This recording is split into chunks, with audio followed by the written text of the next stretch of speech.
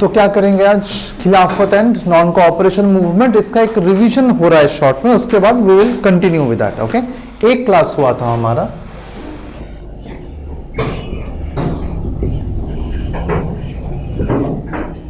Non cooperation को क्या बोलते हैं बांग्ला में, असहयोग।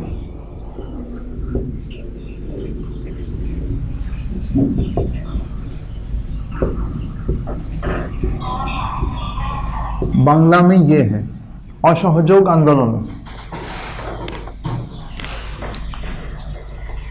तो रिवाइज कर रहे हैं थोड़ा सा, एक बार शॉर्ट में करते हैं, खिलाफत से शुरू करते हैं। 1914 से 1918 तक चला first world war.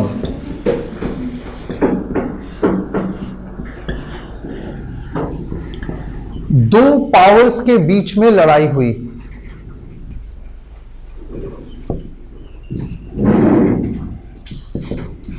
Allied powers जो जीत गए और सेंट्रल पावर्स जो हार गए। सेंट्रल पावर्स में थे ये, और भी छोटे छोटे नाम हैं लेकिन बड़े नाम ये।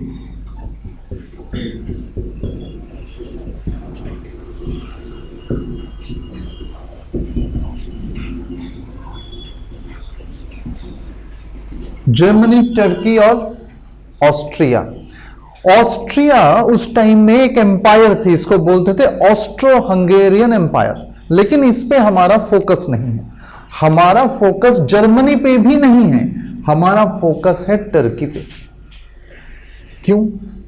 क्योंकि टर्की हार गई, और टर्की को रूल करते थे कौन? जो रूल करते थे उनको बोलते थे खलीफा, या अंग्रेजी में कैलिफ, बांग्ला में खलीफा लिख सकते हो।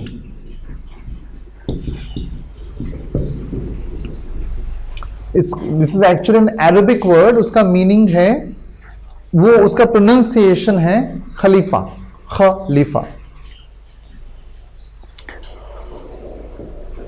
ये ऐसा मान लो कि वहां के सुल्तान हैं, अमीर बोलते हैं, अमीर, अमीर ऐसा है। रिलीजियस हेड भी हैं और रूलर ऑफ स्टेट भी हैं, दोनों ही हैं एक साथ। रिलीजियस हेड भी और रूलर ऑफ द स्टेट मतलब रूलर ऑफ द कंट्री भी, दोनों ही। उस टाइम में, ये कब की बात है, 1914 टू 1918। उस टाइम में मुस्लिम वर्ल्ड में कोई बड़े पावर्स नहीं थे। अब इसको हिस्टोरिकली हम अगर समझें तो ऐसे समझ सकते हैं, जब इस्लाम आया उसके बाद 200-300 साल के अंदर बहुत स्प्रेड हुआ, बहुत लड़ाइयां लड़ी उन्होंने, बहुत जंगें जीत गए वो। इस्लाम के आने के 500 साल के अंदर, प्रॉफिट मोहम्मद के 500 साल के अंदर, Islam became the biggest empire in the world. उसकी जो लैंड टेरिटरी थी वो सबसे ज्यादा थी। अब वो अलग अलग छोटे छोटे उसमें डिवाइडेड भी थी, लेकिन इस्लामिक एम्पायर अगर एक साथ देखें, the land ruled by the Muslims world में सबसे ज्यादा थी, around half of the world of the known territory. अब अफ्रीका को तो अफ्रीका के कुछ पार्ट से रेलेवेंट है, उसको वैसे देखें तो वे रूल्ड बाय देम। उसका कॉन्ट्रास्ट यहां, only one power which is of some importance in the world is Turkey, बाकी के पावर्स नहीं है। अच्छा, आज मुस्लिम वर्ल्ड के बारे में बात करते हैं तो कौन सा नाम याद आता है, कौन सी कंट्री याद आती है? अफगानिस्तान इंडिया के पास है। और जो मुस्लिम वर्ल्ड के लिए इंपॉर्टेंट है, हाँ, Indonesia, okay, and Saudi Arab, Saudi Arabia. क्यों? उनके जो 2 पिलग्रिम प्लेसेस हैं, कौन से? मक्का एंड मदीना। ये दोनों कहां हैं? सऊदिया में हैं। प्रॉफिट मोहम्मद, उनका बर्थ, उनका पूरा जीवन कहां बीता? सऊदी अरेबिया में बीता। लेकिन सऊदी अरेबिया उस टाइम में इंपॉर्टेंट नहीं थी, वो गरीब थी। क्यों? आज बहुत अमीर देश है सऊदी अरेबिया, उस टाइम में नहीं थी। क्यों? पेट्रोल नहीं था। पेट्रोल कब इन्वेंट हुआ सऊदी अरेबिया में? कोई बोल सकता है क्या? जीके का क्वेश्चन है। 1930s में, 20s के लेट में, 1930s में पकड़ लो, 20s लास्ट ऑफ 1920s और 1930s में ऑयल का प्रोडक्शन शुरू हुआ। उसके बाद Saudi Arabia became a very dominant figure again in the Muslim world. उससे पहले नहीं था।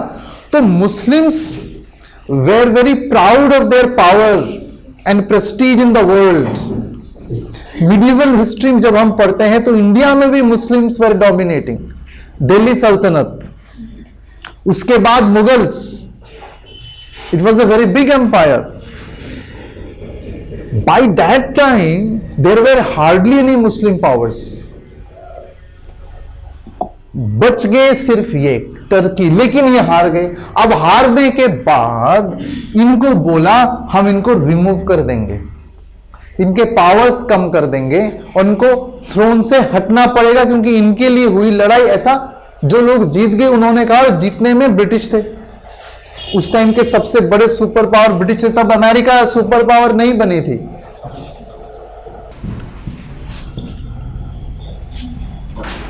तो एक एजेंडा यह था कि कैलिफ को रिमूव करेंगे और उनके पावर को कम कर देंगे।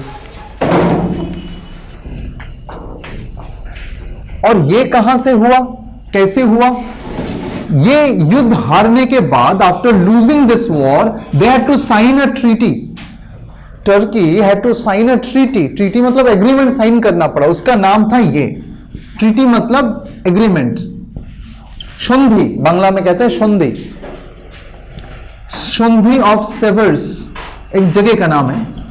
सेवर्स की ट्रीटी ये साइन करनी पड़ी। उसमें ये क्लॉज था और उन्होंने साइन किया कि ठीक है, अब क्योंकि हम हार गए तो खलीफ को हम हटा देंगे और उनके पावर्स कम कर देंगे, लाइक दैट। पॉलिटिकली उनको हम रिमूव कर देंगे।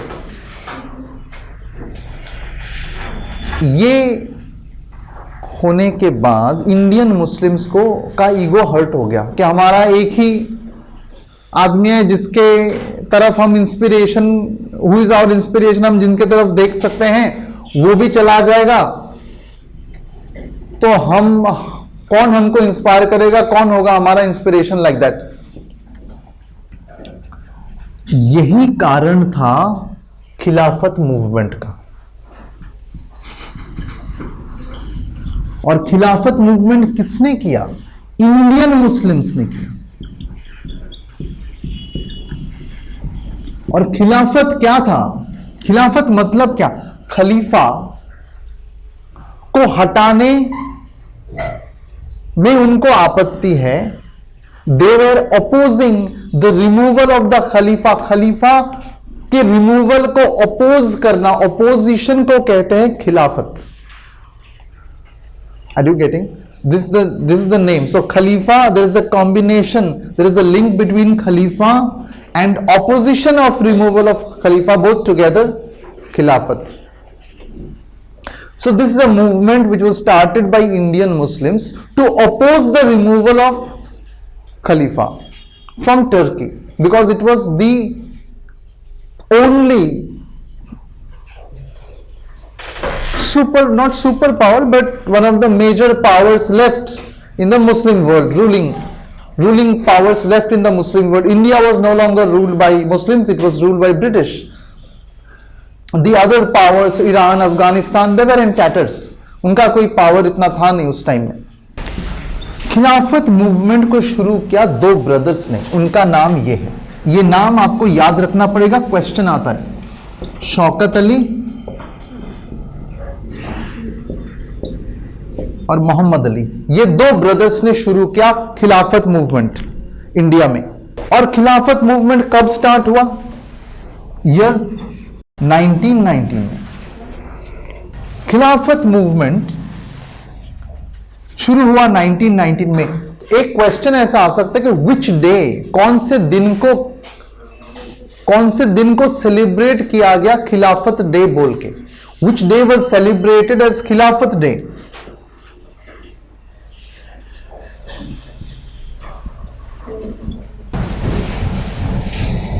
खिलाफत डे ये मनाया गया इंडिया में अक्टूबर 17 को। ये डेट भी आपको याद रखना है एग्जाम पॉइंट ऑफ व्यू से। अक्टूबर 17 वाज सेलिब्रेटेड एज खिलाफत day in India.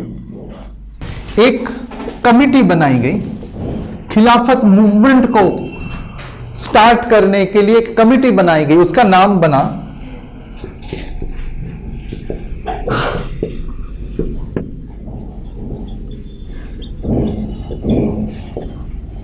All India खिलाफत कमेटी।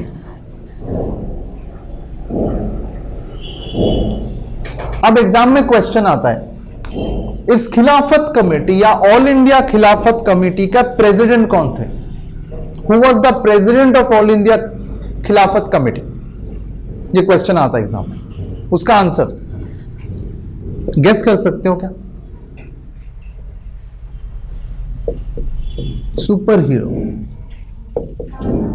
हाँ, महात्मा गांधी। अब गांधी जी ने एडवाइस किया, क्या एडवाइस किया? कि खिलाफत मूवमेंट के साथ, गांधी जी ने यह एडवाइस किया कि खिलाफत मूवमेंट के साथ नॉन कोऑपरेशन मूवमेंट को जोड़ दो।